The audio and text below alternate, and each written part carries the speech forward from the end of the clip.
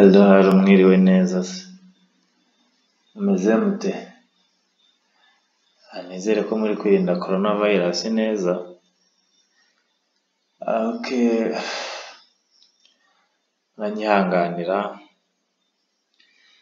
ndasa nk'umunani ariko ntacyo turabikora.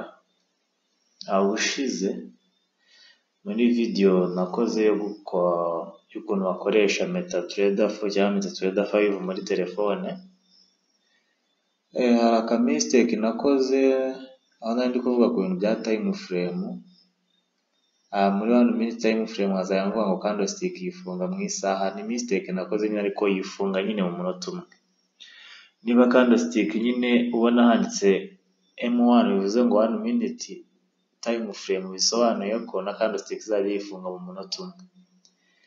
Ariko ntago ari big deal, nyine tugenda tubihindura gatoya. Sinzi nyine nibeshye ariko ntago ari ibintu byatari. Nako ngaho kabayeho nyine ko candlestick nyine nibeshyaga nkavuga ko yifunga mu isaha imwe, amasaha 5 gutyo. Nako nibeshyagaho kadakaza. Nkuko nari nabasezeranyije kugira ngo nari nababwiye yuko tuzageza gukora ikintu bita weekly analysis, ibyo dushobora kwitega mu cyumweru kizaza. Bikaba byafasha n'abandi batureda kuba bagira idea kuri pair runaka. Ariko hano tuzajya tugerageza gupredictinga pairs ziri major pairs, kuko pairs zose ntabwo wazivamo. Tuzajya tugerageza gupredictinga pairs ziriho idolari nkuko twabyize muri theory. Turebe se birava he bikajya hehe. Hanyuma ikintu nabasaba yenda mujye muzishyira muri demo cyangwa se ahandi hantu mwanarize, muzishyiremo noneho murebe se ibi bintu finally bizarangira gute. Noneho ukurikije ukuntu structure y'isoko ryo muri iyi minsi ihagaze, ikigaragara turaza gusa n'abakora ibintu biri scalping, kubera ko ntabwo turi bufatire long term trade nyine. Bivuze ngo hano turaba turimo no kwigiramo, nubwo nyine iyi video bisa nk'ari abantu bamaze kujya muri forex, ariko turaba turi kwigiramo ese uja support na resistance gute. Isomo ry'ibyo nabo nk'abantu b'aba beginner naryo riraje vuba hano. Bivuze iki rero? Bivuze ngo reka duhereye kuri analyse ya Euro USD ngira ngo murayibona hano. Ubundi urabona uje muri chat gutya ntabwo wamenya ikintu cyo gukora, ariko mbere na mbere abanza ugacamo support na resistance n'imirongo ucamo wifashisha kugira ngo ubashe kwanaliza isoko. Bivuze ngo ubundi kugira ngo uyicemo ujya muri daily time frame. Warangiza kujya muri daily time frame yawe ugakora ikintu bita zoom out, ukabyegeranya kugira ngo ubone data neza. Urabona iyo byegeranye gutya uhita ubona ahantu wahuza. Urugero ahantu wahuza, nshaka kuvuga ngo ahantu wahuza ntubibone, ariko urabona nka hano ahantu wahuza, ukahuza na hano, ukaza ukaba wahahuza n'aha.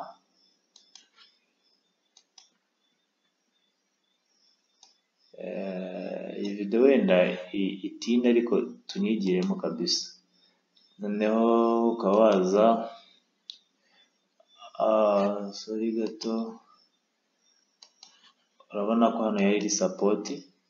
Bivuze ngo hano yari resistance. Iyi line tugiye guca cyangwa se iyi area tugiye guca, hano yari resistance, hano ari resistance, hano ari resistance, hano ari support, hano ari support. Noneho urabona hano yarajira imena umurongo tugiye guca, iza kuri testing. Reka mbibereke. Hano ducamo uyu murongo hano, uraza ugahuza utuntu uri kubona. Nta bintu bya big deal, wohuza ibyo ureba gusa. Urabona duhuje aka gapuwe n'aka ngaka.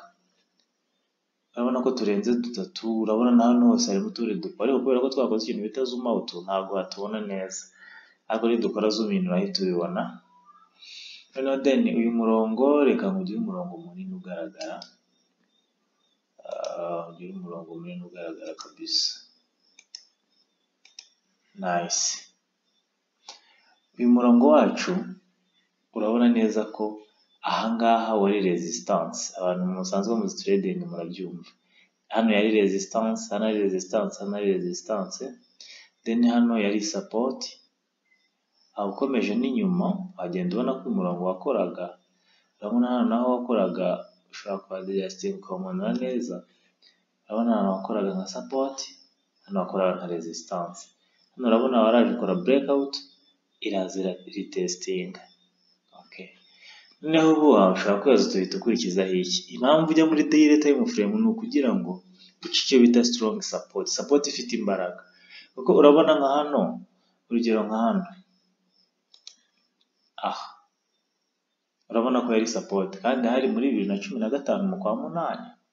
Urumva rero ibintu kuba yarabaye support muri 2015 mu kwa munani, ikaba igiye no kuba yari resistance. Yes, yari resistance, ikaba igiye kuba support muri 2020. Urumva ko hano hantu hakomeye. Rero n'ikintu dukora ni iki, turetse dukora ikintu bita zoom in chat yacu, noneho tuyizane turebe uko bimeze. Noneho tuze turebe umurongo wacu ngira ngo urimo kuwubona. Noneho then uhita ukora ikintu bita ku adjusting, nyine ukawegerezaho ku turongo neza aho ugomba gufata. Ariko iri muri time frame nini ntabwo ubona neza aho wakagombye gufata, kubera ko time frame nini ziba zifite kando nkeya. Ahubwo umanuka muri time frame ntoya ukareba ikintu bita entry. Urugero reka tuvuge umanutse nko mu isaha imwe,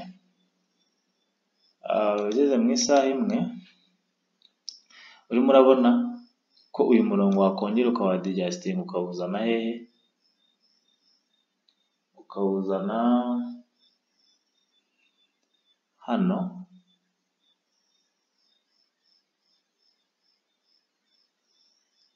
Murabibona neza, urabona ko umurongo wacu wakongera ukawuzana hano. Ariko ukurikije neza ibyo dushaka, strong support yacu cyangwa strong resistance yacu iraha. Ubicunge neza kuko hano urabona igiciro cyaraje gikubitaho, ihita support iramanuka. Hano kiraza gikora breakout kandi, ariko mbere yuko gikora breakout urabona cyaraje n'ubundi kuri iyi kandi gikubitaho kirongera kiragaruka. Bivuze ngo aho hantu iyi area iri very strong, bivuze ngo igiciro kiraza cyamara kuhagera kigakubitaho kigasubirayo. Nibyo rero tugomba no expectinga. Kwanariza isoko ntabwo ari ibintu bigoye, apfa kubuzi strategy urimo gukoresha iyo ariyo. Hano tubivuze ngo iri soko hano byanze bikunze turemeza ko rishobora kuzamuka, then finally rikongera rikamanuka. Kuzamuka rizaba rije gukora iki? Rizazamuka rije gukora ikintu bita retest, rije gufata kuri iyi resistance cyongere rimanuke. Niyo mpamvu njya guca muri murongo hano ndawugira nk'umutuku kugira ngo turebe nk'ahantu tuzafatira TP yacu ya hano. Ndawugira, reka ngugire icyatsi, hanze dufatira TP, reka tuhagira icyatsi. Okay, hano nashaka ko TP wifatiye hano, se utaje ngo wifatire hasi hano cyangwa se wifatire hejuru hariya. Ubundi mu gupredicting isoko uraza ukaribarira aho rishobora kugera. Ushobora nko kuzana ukageza hano rigasubirayo ritahageze, kuko urabona hano ryaraje risubirayo ritahageze. Ahubwo wowe ugerageza gushyira take profit yawe ahantu isoko rishobora kugera. Then noneho ibyo ngibyo birangiye, nta kindi ukora, uhita uvuga uti noneho stop loss yanjye ndayishyira hehe. Kirazira gukora trading udashyiramo stop loss, kuko nk'ubu turi kuvuga ko isoko rizaza rigakubitaho gutya rikagaruka, ariko hari igihe rishobora kubyanga rigahita ryizamukira. Ubwo rero icyo gihe utabarwa n'icyo bita stop loss. Waza stop loss yawe ukayishyira hano,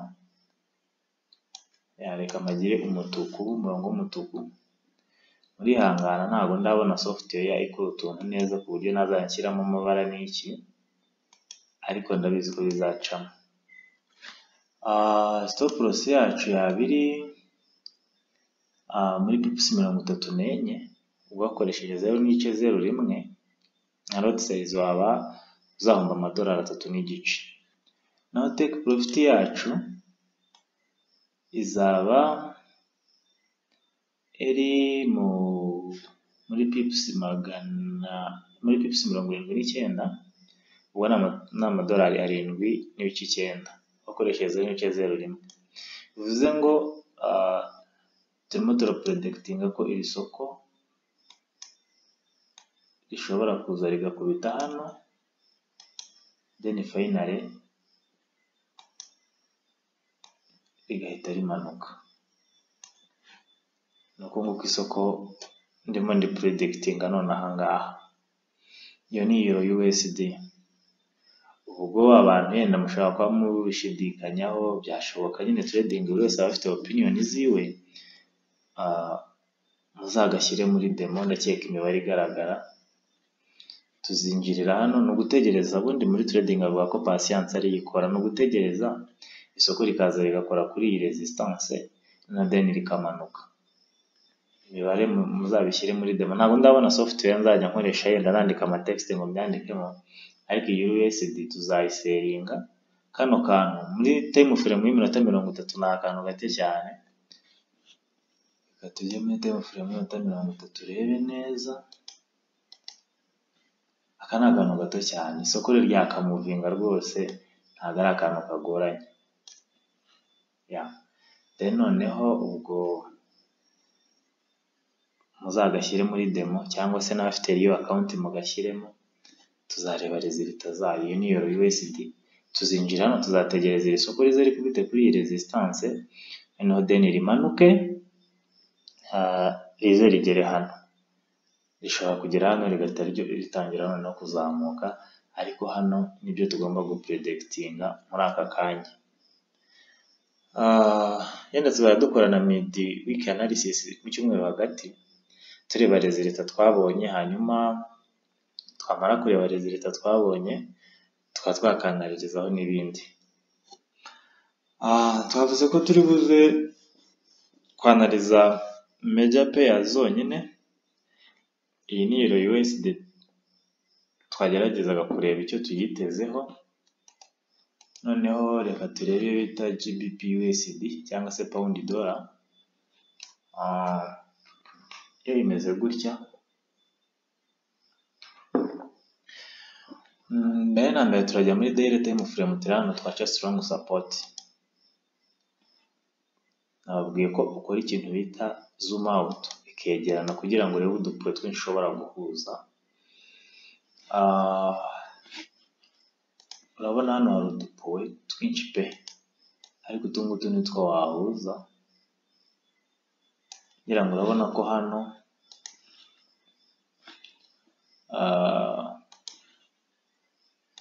aka ni agapuwe twahuje, n'aka ni agapuwe twahuje, then n'aka ngaka n'agapuwe.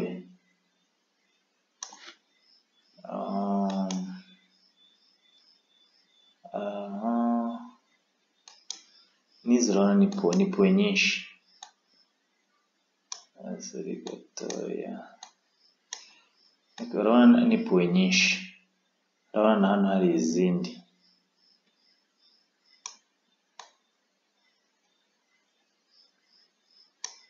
Urabona hano hari izindi. Bivuze iki? Bivuze ngo ahantu na hano hari izindi puwe, na hari izindi, bivuze ngo iyi ni strong support. Noneho ugahita ukora ikintu bita zoom in, ukarekura chart yawe, noneho ukareba ukuntu imirongo ifashe, wa murongo wawe waciyeho uburyo ufasheho gute.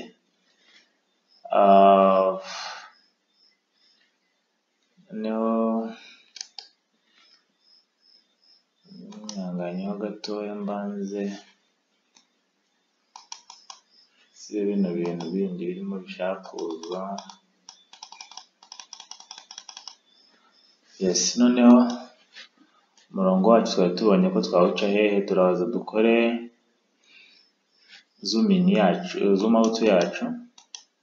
Noneho umurongo wacu tuwuzane tuwucemo kuri duhuze puwe turimo kubona, nizo ureba nta big deal, ubuza puwe urimo kureba kabisa, ntago ari ibintu bikaze, ubuza utuntu urimo kubona, dupuwe uri kubona.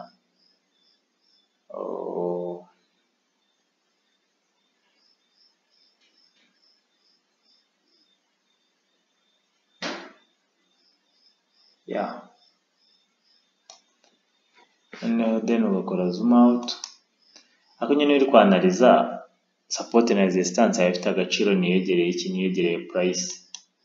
Yes. Noneho tumaze kubona ko ibintu byacu bimeze gutya. Aha, noneho urabona ushobora kwa adjusting ukawuzana hano.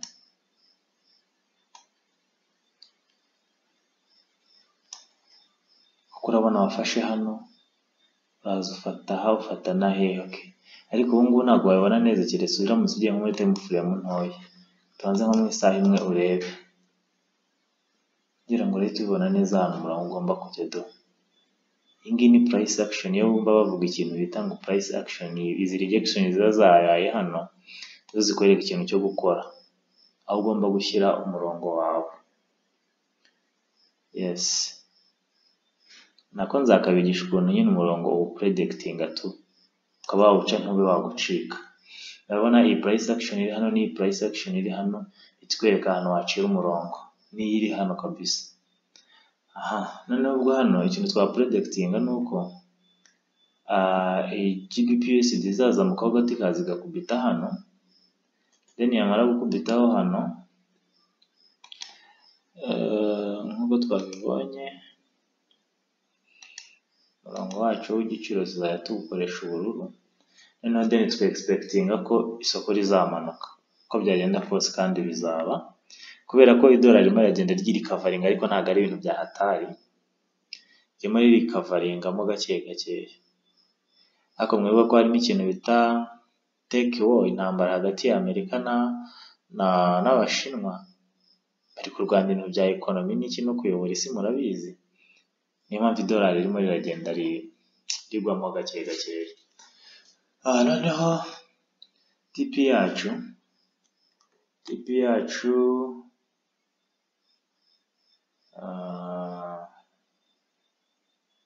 exactly tuzayishyira hano.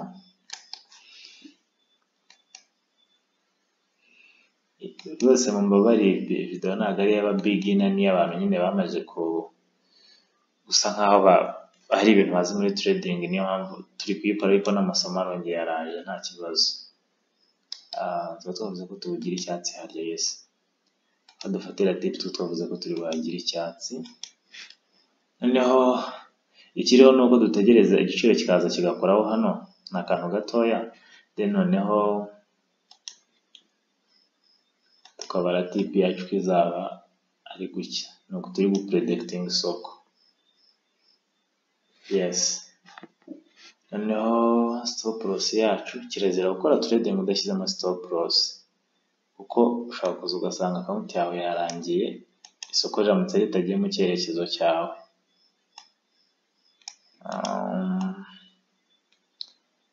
Noneho stop loss yacu ubundi uyishyira kure ya area of value. Urabona hano, yes, hano ntabwo yadufata, bavuze ko turi buhagire umutuku. Okay, red line, yes. Bivuze ngo twebwe dushaka isoko, tuzakora sell order, isoko niriza rikagera kuri uyu murongo w'ubururu, tuzaseringa tufatire tipe hano kuri uyu murongo w'icyatsi. Noneho stop loss yacu izaba iri hano. Ndabasaba mu bishyire haba muri demo haba muri riyo, ibintu bizakora, tuzareba nyine. Ariko murabizi ko isoko ni prediction, ntabwo ari kuvuga ngo ninjye uzayitwara, oya, ni opinion yanjye, bati nyine biba bigaragara nyine uko isoko rishobora kuzitwara. Okay, iyi ngiyi ni pound dollar cyangwa se GBP USD. Ni ibingibi nyine expecting. Noneho reka turebe indi major pair ikurikira twareba. Harakurikiraho AUD USD cyangwa se Australian dollar versus United States dollar. Hano kugira ngo tumenye ahantu tubuce strong support, ibanga no kuza muri daily time frame, warangiza ugakora zoom out kugira ngo n'udupo uri buhuze, izo ukazana umurongo wawe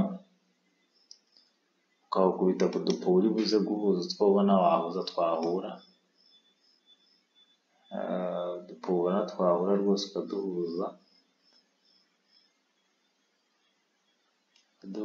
neza. Iki kirango ni kinini yenda ntimuri kubibona, ariko nimara gukora zoom out, nimara gukora zoom in murabibona neza. Oh yes,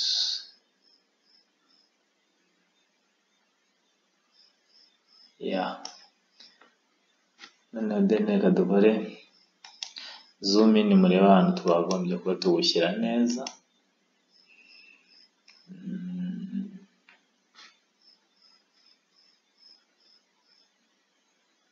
Tureba ahantu twakabaye dushyira umurongo wacu neza. Reka dufatire nko kuri price action yari iri hano,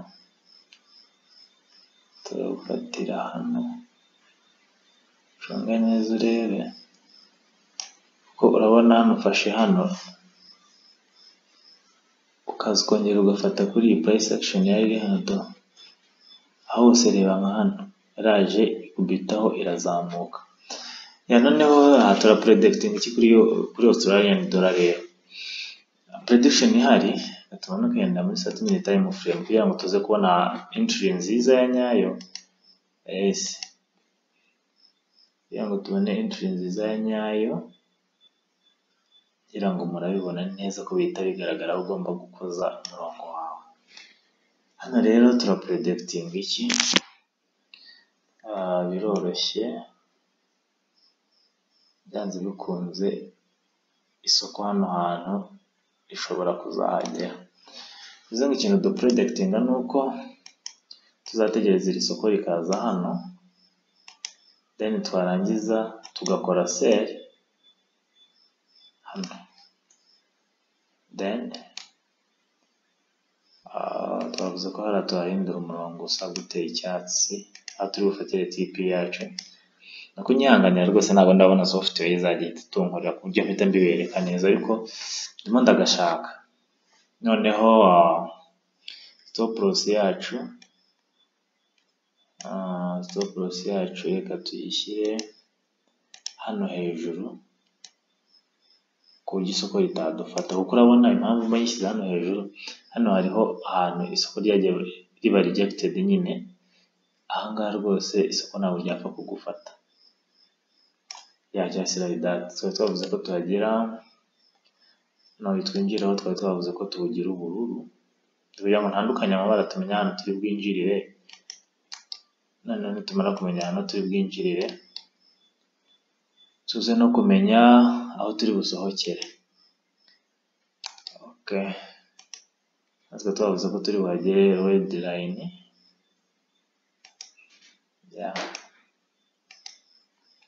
Uyu nguyu twavuze ko uri buze kuza usa gute, twavuze ko uri buze kuza kuba usa ubururu.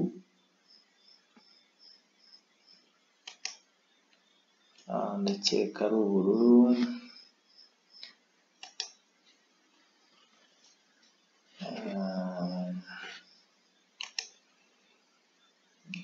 Ndabona umurongo wigize nabi, ariko hari ibi.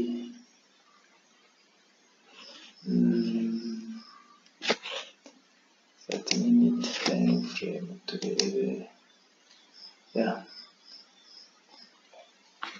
Naho turaza ntacyo, ndabona kuwuhindura wigize nabi, ariko nta ribi. ubwo turaza kureka isoko ribanze rizamuka rigere hano, twinjiremo kuri order yo guseringa, tuze dufatire take profit hano. Hano stop loss yacu turaza kuyishyiramo hano, uyu mubare wa hano kugira ngo murabubona. It's just like that. Noneho dushyire rwose mushaka ahantu mudushyira, haba muri Rio cyangwa se mudushyira muri Rio muzanshimira tu. Nimujya no muri demo muzaba muri gucekinga ese ibintu nibyo, izo analyse zirashoboka. Then noneho kubera ko ndi gukoresha MetaTrader 5 kandi isa nkaho ijya yigira nabi ukuntu, ariko ntacyo. Noneho then reka turebe ni pay. Nta zindi analyse ziba zirenze, upfa kuba wabonye icyo bita strong support cyangwa resistance. Dore nk'ubu hano yari support, hano iraza ikora breakout, this is the breakout candle, then iraza ikora retest, nimara gukora retest hano imanuke. Twizere ko kandi ibintu bizaba nk'uko turi kubiteganya. Ariko izi ni opinion zanjye nyine. Noneho tuve kuri AUD USD, noneho tujye kuri USD CAD.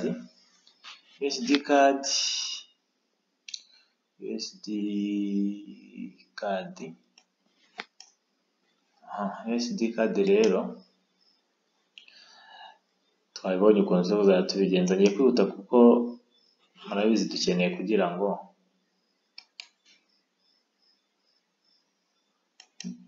kugira ngo video itaza kuba ndende. Iba ndende nabwo ntabwo biba ari sawa cyane.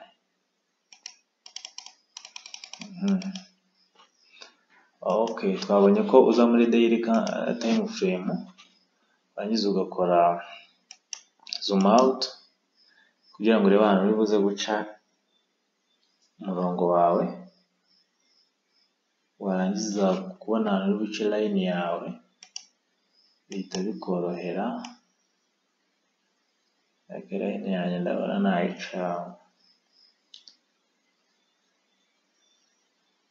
nayica nka hano tu, urabona mpuje aka gapuwe, mpuza tu. None dukora zoom out, zoom in, turete tubona neza icyo tugomba gukora. Noneho sasa tumanuka muri time frame ya 30 minutes, dushake entry nziza cyane twakwinjiriraho. Hano icyo nababwira cyo nuko USD CAD turaza gukora buy, tuzakora buy order kabisa. Tuzakora buy order, TP yacu iraza kuza kubiri hano, uko byagenda kose TP yacu iraza kuza kubiri hano. Ariko ujye do predicting ku isoko nuko riri bubanze rikaza, nuko riri bubanze rikaza rigakora ijambo banza rimanuka rikora retest hano. Nimara gukora retest, sorry gatoya,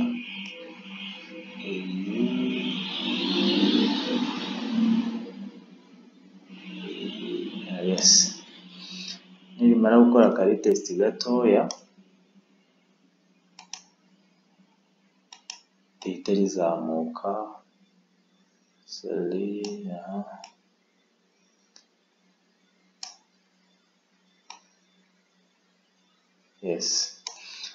Riraza kuza rimanuke rikore retest kuri iyi support, then rirangiza rihita rizamuka. Kuko urabona iyi support iri strong hano, yari support, kandi kuba yari support hano biranashobora ko izaba support hano. None stop loss yacu twayishyira kuri uyu murongo hano munsi iyi price action iri kubona hano. Urabona habaye rejection, twayishyira hano kuko urabona tugomba kugira icyo bita good risk to reward ratio.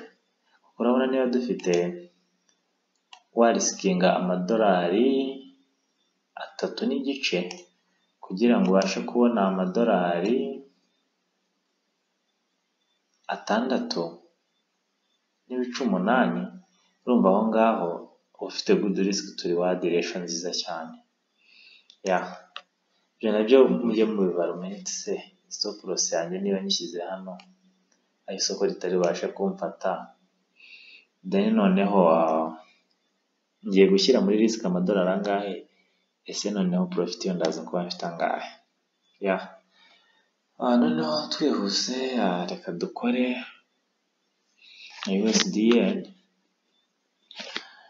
USDN nayo reka tuyikore. Okay.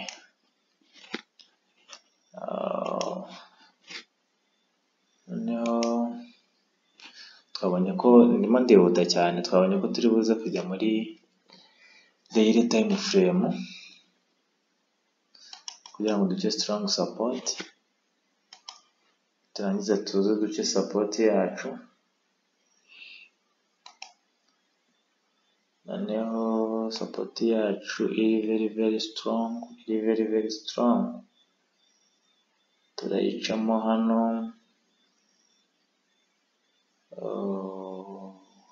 Okay. Dukora zoom out, tuza gukora zoom in, baza guhita ubona neza se iyi support yari strong koko. Yeah, just like this.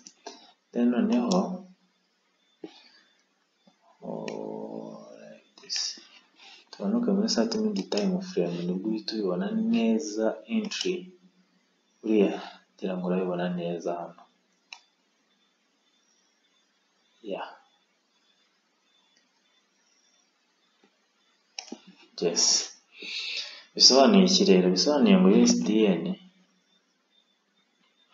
byanze bikunze turapredikitinga ko byanze bikunze izazamuka.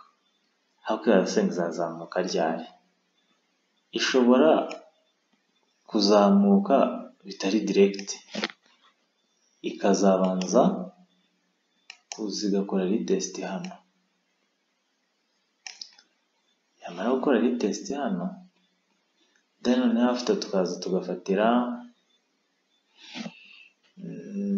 nereke neza, tuyicire accurate neza ku buryo tuyihuze na hano, kuko urabona isoko hano rijya riza rikahagera rigasubirayo, tuyihuze naho neza ku buryo tudashobora kuza kubura iyi ritaza kuducika. Yes, kuko urabona ushaka kuyishyira hano ukaza gusanga isoko riraje rigarukiye hano ntabwo rifashe, then noneho irabanza imanuka gutya, then noneho dupredikitinga ko twafatira TP hano hejuru. Yes, tuba nibagiwe nuko imirongo isa, ariko ntabwo aricyo kigo turi gupfa kumenya isoko rigana. Bivuze ngo hano nzajya nkoresha kano ga trend line kugira ngo mbereke icyo turi gupredikitinga ku isoko. Turateganya ko isoko hano rizamanuka rikaza rigakora retest kuri iyi support. This is a strong support, then noneho ikazamuka tugafatira TP yacu hano hejuru. Bivuze iki rero? Bivuze ko stop loss yacu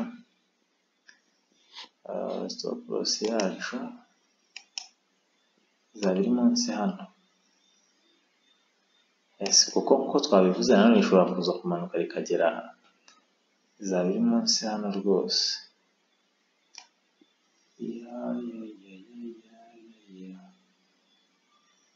Wow.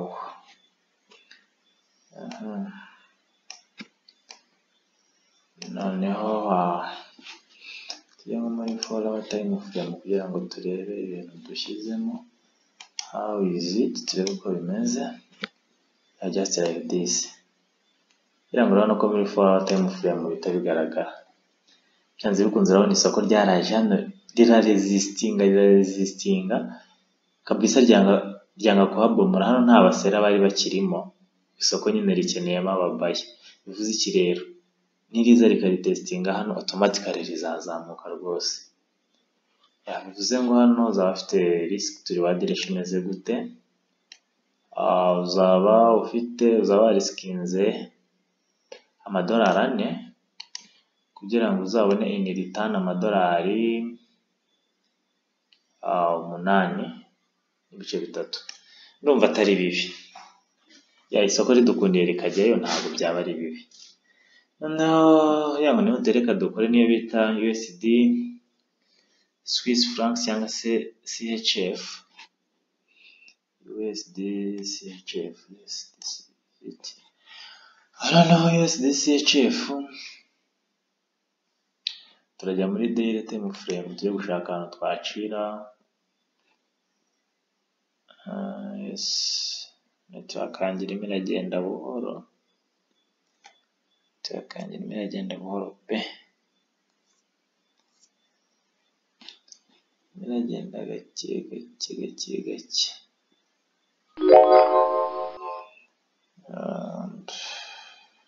Mwihangane rwose, network yanjye yarimo igenda buhoro sana, ariko ntacyo, turareba uko bimeze. Hano tugiye kureba ese turakora iki. Ubwo ziriya pairs tumaze kubona izo twa buyinga, izo twa sellinga. Yes, noneho tuze turebe USD CHF yacu, ese umurongo wacu turawuca hehe. Automatically ngira ngo hano urabona ko bihita byigaragaza ahantu haza ugaca umurongo, ngira ngo urabibona ko support yawe rwose waza ukayicira hano, ugafatanya hano. Network irimo kugenda vuba, ntabwo iri kuri loading zidata vuba ngo turebe. Natwe turaba turimo tugira gutya, kuko urabona nigeze kuri 30 July. Turebe 30 July, yasize muri 7. Okay, wonderful. Zaje noneho tujye mu minota 30 turebe sniper entry aho kwinjirira hanyaho. Kurabona uyu murongo tuba tuwuciriye muri daily, ariko uraza wagera mu ntuza, wagera no mu minota 30 ugasanga wa murongo durakora. Turi kubibona hano rero turi expecting iki. Ikintu turi expecting nuko network ntabwo zirarodinga neza,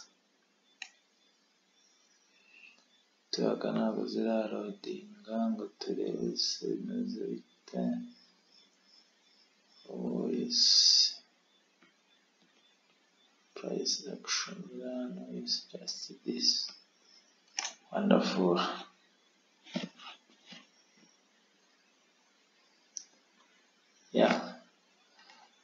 Predicting ko iri soko, kuko hano urabona yari resistance, hano iba support. Okay, predicting ko umurongo wacu wazaza hano, isoko ryacu rizaza rikaza rigakoraho hano, then after rikazamuka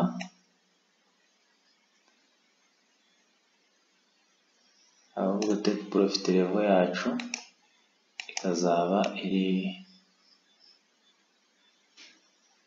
nk'ahantu. Reka turebe muri time frame y'amasaha, turebe ahantu tuyi predictinga. Hano tuyishyira exact hano rwose ntacyo hatwaye, TP yacu twayifata. Noneho stop loss yacu noneho yo izaba iri munsi hano. Mumbabarire nari naniwe, ariko nari naremeye ko iyi video nzayikora, nagombaga kuyikora rero. Iyi ni stop loss yacu. Okay, reka turebe ngo waba uriskinze amadolari angahe kugira ngo ubone angahe. Waba ushyize muri risk amadolari 3. Yes, kugira ngo uze kubona ini return amadolari like amadolari 9. Ubwo rero bisobanuye ngo nako nguko winjira mu isoko, ntabwo ari ibintu bigoye. yes. Yenda impamvu njye mbikoze nihuta, nzabereka strategy impamvu uhita ubigenza nka gutya. Ushobora kuba ugura umutrend follower cyangwa se ugendera ku kintu bita support na resistance. Ibyo byose turagenda tubyiga, noneho wowe ugahita wihitiramo strategy wakoresha. Murakoze cyane. Nkaba nifuza yuko utu tuntu mwazadushyira muri demo, yes, mukazishyira muri demo, noneho tukazareba resultat nko kuwa gatatu. Kuwa gatatu tuzareba ese bya bintu twakoze byarangiye neza, byarangiye nabi, byagenze gute. Izi ni opinion zanjye. Icyo nababwira, mukore subscribe, mukore share n'abandi bantu babimenye. Kandi icyo nababwira, iyi ni demo account nyine, ntabwo ari ukuvuga ngo ni riyo. Oya, iyi video ni iyo kwigiraho, ntabwo ari iyo gukorera amafaranga. Hari ukwiga ibi ngibi, kandi nta muntu tubwiye ngo ashore amafaranga ye kuko abonye. Oya, iyi ngiyi ntabwo ari investment information. Oya, ntabwo ari amakuru yo kugira ngo ubashe kuba waka-invest. Oya, ahubwo ni amakuru yagufasha niba usanzwe uri umutureda, kugira ngo ubashe kwinjira mu isoko, nawe ubone aho warihera. Ese abantu ibyo natekerezaga n'abandi batureda bo ku ruhande hirya no hino nibyo batekereza, kuko twese duhurira mu isoko rimwe. Rero murakoze, mukore subscribe, mukore like, kandi munyihanganire, numvaga ndi umuntu unaniwe, sinzi nyine, bati mwihangane nyine, gusa tuzakomeza tugerageze turebe uko bimeze. Murakoze cyane, ndabakunda kabisa. Mureke twubake industry ya forex mu Rwanda kandi ifite imbaraga. Abanyarwanda bakeneye kumenya iyi industry ni gute ikora. Ese umuntu ufite strategy imena umutwe niwe ufite strategy nziza? Oya, strategy yoroshye winjiramo uyifiringa, uca umurongo, ureba isoko rizava rizajya, ubundi iyo niyo strategy. Nk'ubara rwose ku isoko rizaza rigakora retest hano rikazamuka, oya, $8 nakoresheje lot size 0.01, cyangwa $80 wakoresheje lot size 0.1, cyangwa $400 wakoresheje lot size 1, ariko bitewe na account ufite ntabwo yaba ari mabi, kandi ubonye ko ari ibintu byoroheje cyane, ntabwo ari ibintu bigoye. Abantu babwira ngo forex irakomera, oya, forex uyihaye imbaraga urayimenya neza cyane. So then murakoze, tuzabonane ku yindi video naho ubutaha abantu banjye. Imana ibarinde.